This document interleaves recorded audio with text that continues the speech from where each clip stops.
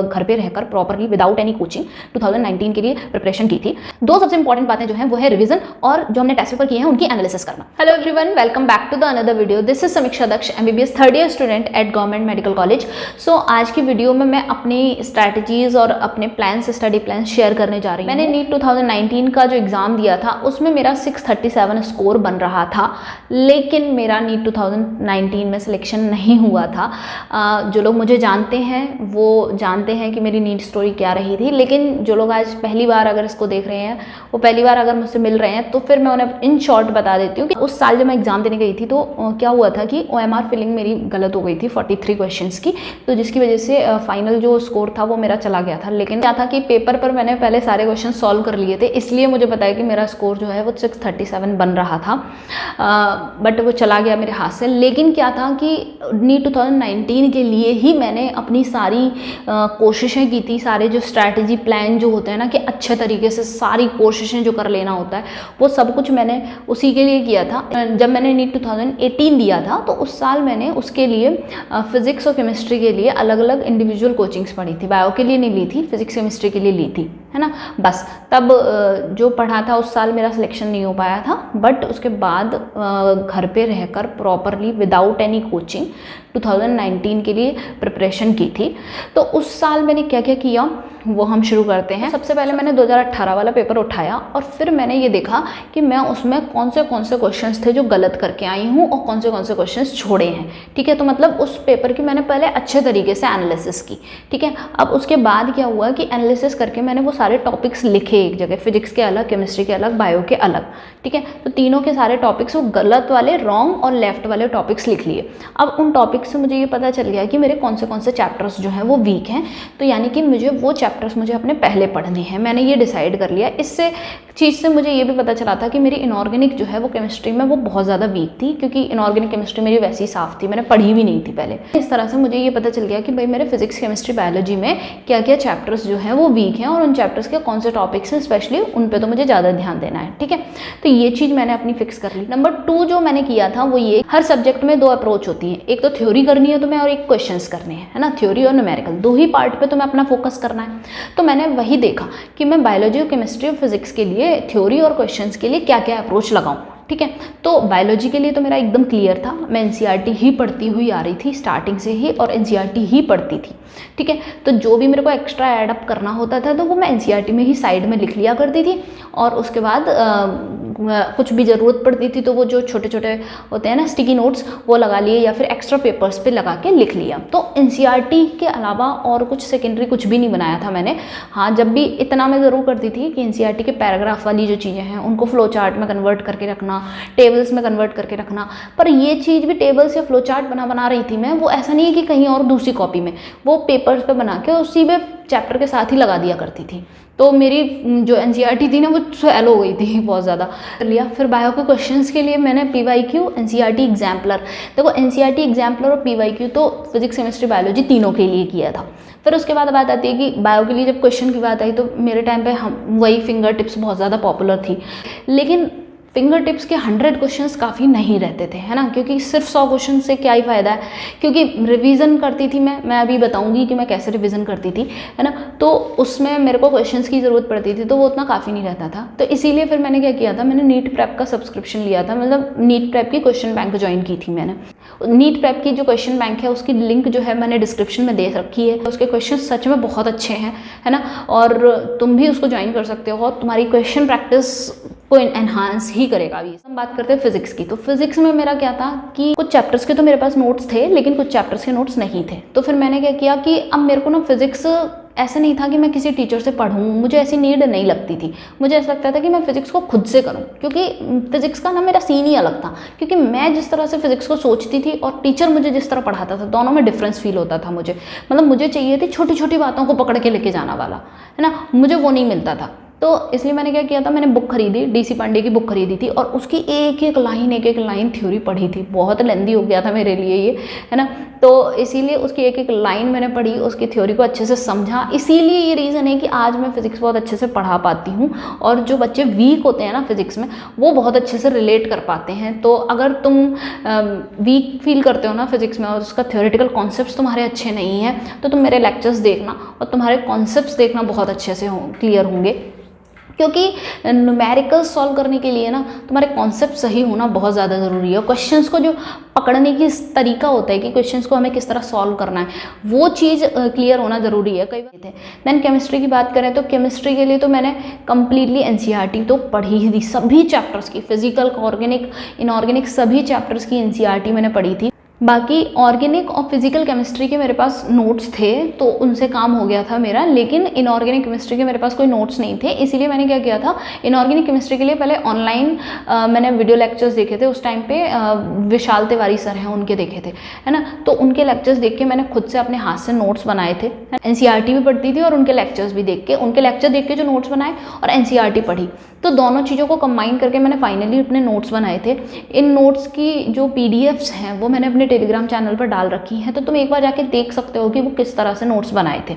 अब क्या होता था कि नोट्स तो काफ़ी सारे हो रखे थे। अब ये था, मुझे श्योर था कि हाँ भाई इन नोट्स में सब कुछ लिखा है, कुछ भी ऐसी चीज़ नहीं है जो मेरे को छोड़नी है। तो अब ऐसा नहीं था कि मैं इनका भी जाके इनसे भी शॉर्ट नोट्स बना रही हूँ, नहीं, मैंने इनऑर्गेनिक केमिस्ट्री के अलग से कोई शॉर्ट नोट्स नहीं बनाए। मैंने क्या किया था कि जब मैं क्वेश्चन करती थी तो फिर मुझे पता चला कि भाई ये वाली चीज़ इंपॉर्टेंट है, ये वाली चीज़ पूछी जा रही है क्वेश्चन में, तो वो चीज़ मैं हाईलाइट कर देती थी। जिससे फ़ायदा क्या होता था कि जब मैं रिविज़न कर रही हूँ तो अगर जैसे किसी पेज पर 10 लाइन लिखी हैं, तो 10 लाइन लिखी हैं तो मैंने 5 लाइन हाईलाइट कर दी हैं। तो मेरा टारगेट ये है कि मैं उस पेज पे जाऊँ, सबसे पहले 5 लाइन वो पढूँ। तो वो पहले 5 लाइन मेरे माइंड में आ जाती थी, फिर उसके बाद बाकी की बस ऐसी ऊपर से जल्दी जल्दी देख लिया। तो मैंने वो चीज़ पहले पढ़ ली ना, जो चीज़ क्वेश्चन में आ रही है ना। बाकी मेरे पास क्या था, फिजिकल केमिस्ट्री और ऑर्गेनिक केमिस्ट्री के ऑलरेडी नोट्स थे पहले से। इसलिए इस साल मेरी अप्रोच ये थी कि मैं अब शॉर्ट नोट्स तैयार करूं। तो फिजिकल केमिस्ट्री और ऑर्गेनिक केमिस्ट्री के लिए मैंने शॉर्ट नोट्स तैयार किए थे। फिजिकल केमिस्ट्री के जो शॉर्ट नोट्स हैं वो ये जो छोटी सी डायरी है ना, इसी में ही सारे कवर्ड हैं। मतलब बहुत छोटा छोटा मैंने इस पर लिखा हुआ है, सारा कुछ इसी में कवर्ड है ना। सारा कुछ, जहाँ ज़रूरत लगती थी तो एक्स्ट्रा पेज लगा लिया, पर एक ही पतली सी कॉपी में मैंने सारा कुछ लिख लिया था, जो नोट्स में लिखा था और जो एनसीईआरटी में लिखा था वो सब कुछ इसमें हो गया था। तो मेरी फिजिकल केमिस्ट्री करनी है मुझे, तो मैं आज भी अगर कोई मेरे से फिजिकल केमिस्ट्री का क्वेश्चन पूछे ना तो मैं इसी को ही उठाती हूँ, है ना। तो ये तो उसका हो गया था। ऐसे ही ऑर्गेनिक केमिस्ट्री के लिए भी मैंने शॉर्ट नोट्स बनाए थे, वो पेपर्स पे बनाए थे मैंने सारे। फिजिकल और ऑर्गेनिक के शॉर्ट नोट्स बना लिए थे। इनऑर्गेनिक के लिए तो मैं दोबारा से पढ़ रही थी नया प्रॉपरली, इसलिए मैंने शॉर्ट नोट्स बनाने के लिए उसके लिए टाइम नहीं था। और फिर भी इनऑर्गेनिक केमिस्ट्री में ना बहुत सारी चीज़ें होती हैं लर्न करने के लिए, इसलिए मैंने क्या किया था भाई उसी पे ही हाईलाइट करती जा रही थी। तो ये तो मेरा केमिस्ट्री का हो गया था। इस तरीके से तो मेरी अप्रोच हो गई थी कि पढ़ना कैसे है मुझे, ठीक है। तो बाकी जो बुक्स फिक्स कर ली अपनी, पीवाईक्यू करनी है, एनसीईआरटी एग्जाम्पलर करनी है, और नीट प्रेप के जो क्वेश्चन बैंक ली थी मैंने उसके क्वेश्चन करती थी।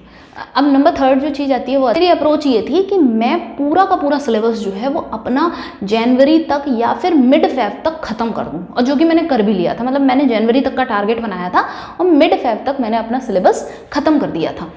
अब ये इससे मेरे को फ़ायदा ये था कि मैंने कहा कि भाई मेरे को अपना सिलेबस 5 तक ख़त्म करना है, और दूसरी चीज़ मेरे को अपने फिजिक्स केमिस्ट्री के शॉर्ट नोट्स तैयार कर लेने हैं। मतलब ऐसा नहीं होना चाहिए कि कोई भी चैप्टर है और उसका मेरा शॉर्ट नोट्स तैयार नहीं है। तो मेरे सारे शॉर्ट नोट्स तैयार हो चुके थे और मेरा सिलेबस कंप्लीट हो चुका था। लगभग 10-12 फरवरी तक मैंने कंप्लीट कर लिया। नंबर 4 इज़ दैट कि मैंने क्या किया था कि सिलेबस जो है मेरा कंप्लीट हो चुका था, शॉर्ट नोट्स मेरे बन चुके थे, तो अब मेरा पूरा टारगेट था कि मैं फुल सिलेबस टेस्ट करूं, ठीक है। तो मैं फुल सिलेबस टेस्ट किया करती थी। लेकिन यहाँ पर क्या होता था मेरे साथ कि मैं हफ्ते में, पहले मैंने कुछ शुरू किया कि मैं हफ्ते में 2 टेस्ट करूँ, फिर बट मेरे को अब सिलेबस कंप्लीट हो चुका था तो अब मेरा टारगेट तो बस टेस्ट करना होता था। तो इसलिए क्या होता था कि मैं कभी हफ्ते में 2 कर रही हूँ, फिर धीरे धीरे हफ्ते में 3 टेस्ट, लगभग फिर मैंने एक दिन छोड़ के इस तरह से टेस्ट करना शुरू कर दिया था। बाकी जब नीट का एग्जाम आने वाला था तो नीट के एग्जाम से लगभग 1 हफ्ते पहले मैंने टेस्ट देना बंद कर दिया। 2 सबसे इंपॉर्टेंट बातें जो हैं वो है रिवीजन और जो हमने टेस्ट पेपर किए हैं उनकी एनालिसिस करना। तो इनको मैं कैसे किया करती थी, तो सबसे पहले बात करते हैं हम रिवीजन की। तो रिवीजन में मुझे ऐसा लगता है कि फिजिक्स और केमिस्ट्री का रिवीजन अलग तरीके से किया जाता है और बायोलॉजी का रिवीजन अलग तरीके से किया जाता है। मैं बायो के केस में क्या करती थी कि मैंने एक चैप्टर अपना पढ़ रखा है, ठीक है, अब मुझे अगर इसको रिवाइज करना है तो मैं क्या करती थी कि क्वेश्चन बैंक उठाती थी। अपना टारगेट बना लिया कि अभी मैं इसमें लगभग 30 क्वेश्चंस करूँगी, और अब जब मैंने 30 क्वेश्चंस कर लिए फिर उसके जो सही गए हैं और उसमें जो मुझे छोड़ने पड़े थे उसकी वजह से मुझे जो चीज़ मिल रही है सीखने को वो जाके मैं फिर से रीड कर लेती थी। एक तो ये तरीका होता था। दूसरा, मैं अपने PYQs उठाती थी, और PYQs में तो होता ही है, टॉपिक वाइज भी स्प्लिट कर रखे होते हैं उन्होंने कि इस टॉपिक के ये PYQ, इस टॉपिक के ये PYQ। तो टॉपिक उठाया कि हाँ भाई इस टॉपिक के ये वाले 4-5 क्वेश्चन हैं, ये 4-5 क्वेश्चन कर लिए, फिर उसके बाद वही टॉपिक जाके पढ़ लिया। तो मतलब पहले क्वेश्चन करती थी मैं, फिर उसके बाद थ्योरी पढ़ती थी NCERT से जाके। तो ये मुझे बेस्ट तरीका लगता है थ्योरेटिकल पोर्शन कोई भी हो उसको रिवाइज करने का। अब बात आती है कि मैं फिजिक्स और केमिस्ट्री का रिवीजन कैसे करती थी। तो फिजिक्स और केमिस्ट्री के केस में क्या होता है कि जब भी तुम इनके क्वेश्चन करने जाओगे तो देखो ये सारा कैसा होता है कि फॉर्मूला बेस्ड है। फिजिक्स तो पूरी फॉर्मूला बेस्ड है, फिजिकल केमिस्ट्री में भी फॉर्मूले काफ़ी सारे हैं, इनऑर्गेनिक केमिस्ट्री में कॉन्सेप्ट्स इतने सारे हैं। तो ऐसे केस में क्या होता है कि तुम्हें पहले से चीज़ें पढ़ के जाना ज़रूरी होता है। तो मेरा क्या था कि सुबह सो के उठने के बाद, यानी कि मॉर्निंग में, तो मॉर्निंग में मैं सुबह सो के उठ के ब्रश करके सबसे पहले 1 घंटे केमिस्ट्री के रिवीजन को देती थी, जिसमें मैं मोस्टली इनऑर्गेनिक को करती थी क्योंकि मेरी इनऑर्गेनिक वीक थी। तो वहाँ पे सुबह सबसे पहले 1 घंटा मेरा केमिस्ट्री का रिवीजन रहता था, और रात को सोने से पहले लगभग 40 मिनट्स में फिजिक्स के रिवीजन को देती थी। फिजिक्स के फॉर्मूले, फिजिक्स के कॉन्सेप्ट जो है वो बोर्ड पर लिख के रिवाइज कर रही हूँ, है ना। ऐसी केमिस्ट्री का सुबह उठती थी तो फिर वो रूम में टहल के बोर्ड पर लिख के ऐसे रिवाइज। जब मेरे नीट का एग्जाम बिल्कुल पास आ गया था, यानी कि मार्च और अप्रैल का टाइम था, तब तो क्या था, सिलेबस कंप्लीट हो चुका था और सिर्फ फुल सिलेबस टेस्ट करने होते थे। और मैं कई बार ये होता था कि मैं डेली भी टेस्ट किए थे, तो डेली टेस्ट करती थी। तो क्या होता था कि 2 से 5 मिनट टेस्ट किया, टेस्ट करने के बाद बाकी का जो टाइम है, बाकी का सारा टाइम मैं एनालिसिस पे लगाती थी, अच्छे से एनालिसिस करती थी। और ऐसे कि हाँ भाई जो क्वेश्चंस मेरे गलत गए उन क्वेश्चंस का क्वेश्चन नंबर लिखा, फिर उसका चैप्टर नेम लिखा और उसका टॉपिक नेम लिखा। जैसे कि अगर क्वेश्चन नंबर 5 है और क्वेश्चन नंबर 5 फोटोसिंथेसिस का है, उसमें C4 साइकिल गलत गई है, तो यानी कि अब मैं जाके C4 साइकिल अच्छे से पढ़ूंगी, C4 साइकिल पे बेस्ड अच्छे से और क्वेश्चंस भी लगा लूँगी। तो ये सारे मेरे को टॉपिक्स मिल जाते थे, है ना। और ऐसे जाके मैं टॉपिक से फिर थ्योरी पे जाती थी, और थ्योरी से उस पर बेस्ड जो और क्वेश्चंस हैं उसकी क्वेश्चन बैंक में या बुक में कहीं पे भी जो क्वेश्चंस है वो सारे क्वेश्चंस लगा लेती थी, ठीक है।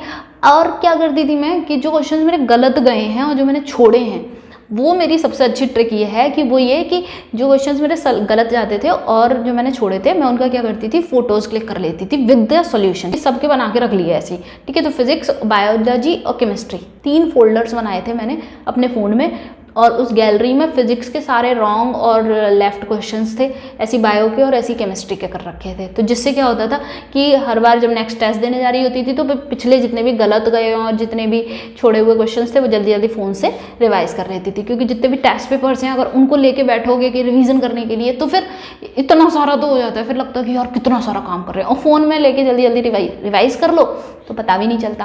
तो इससे क्या होता था कि जो क्वेश्चंस गलत किए हैं और जो क्वेश्चन छोड़े हैं उनका हमारा रिवीजन हो जाता है अच्छे से टेस्ट देने से पहले।